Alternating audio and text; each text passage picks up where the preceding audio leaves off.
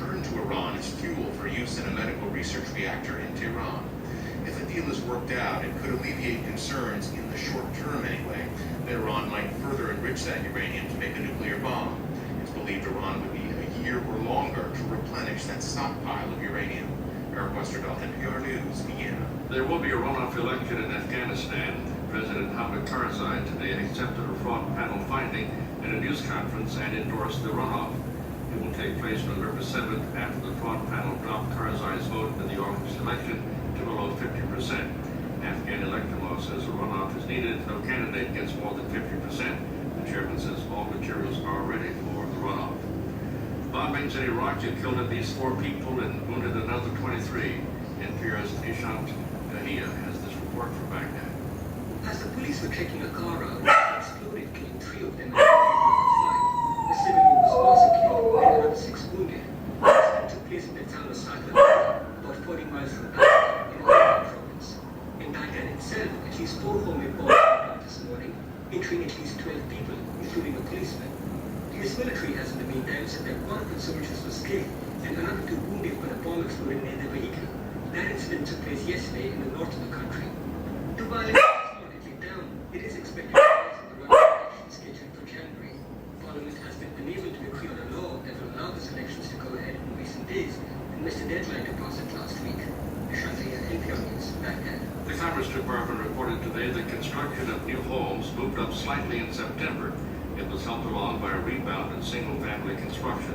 The report says construction of new homes and apartments rose 0.5% last month to a seasonally adjusted annual rate of 590,000 units. However, applications for building permits fell by the largest amount in 5 months.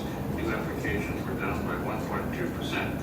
New applications for building permits are considered a good sign of future activity.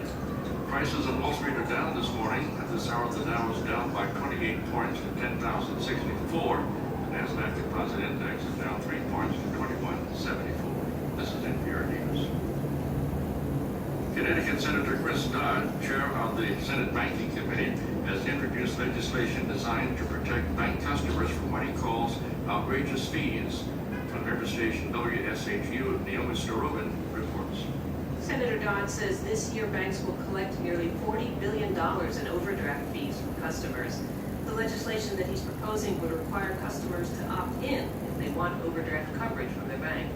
Dodd says it used to be that if you tried to withdraw more than was in your account, you'd be told on the spot that you exceeded your limit. That's sort of ancient history because banks realize they can make a lot of money by having you show up and make that purchase and then charge you outrageous fees for that over-the-limit purchase. The Fair Overdraft Coverage Act would also limit the number of overdraft fees a bank could charge to 1 a month and 6 per year, and would require that fees be proportional to the bank's actual cost for processing the overdraft. For NPR News, I'm Naomi Starobin in Stamford, Connecticut. The Obama administration has unveiled a program that is designed to benefit home buyers as well as renters.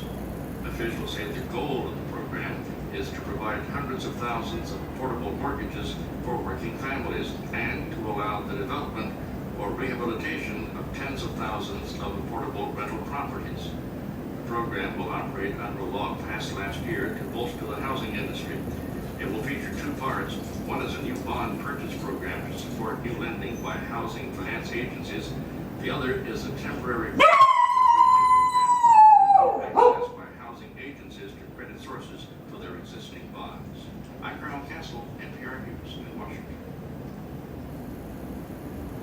Support for NPR comes from Fox Searchlight Pictures, presenting Amelia, based on the true story of Amelia Earhart, starring Hilary Swank and Richard Gere, everywhere October 23rd. Good morning, it's 7:06 and I'm Cherry Glazer for KCRW.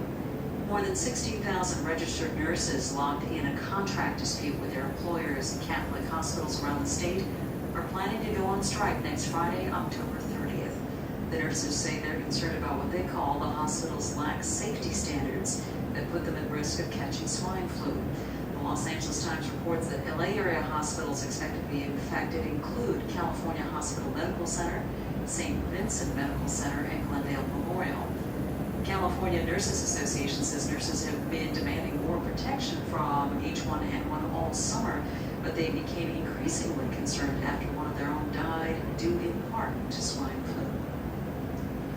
first wave of baby boomers is expected to start retiring in the next few years, and a new report says California needs to get ready to fill the positions all those boomers will be quitting by improving adult education and community college programs. KCRW's Melissa Grant fills us in. The study is called California's Forgotten Middle Skill Jobs, and it uses federal data to look at current and projected employment in the state.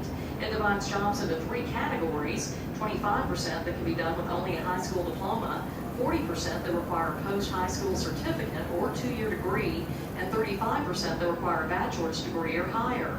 The report focuses on what it will take to retrain adults already in the workforce for that 40% of middle skills occupations, such as licensed vocational nursing, heating and air conditioning installation, and paralegal work. The San Francisco Chronicle reports that the study found that any fix to the current unemployment crisis or the long-term skills shortage would probably have to include more money for community colleges and adult education programs.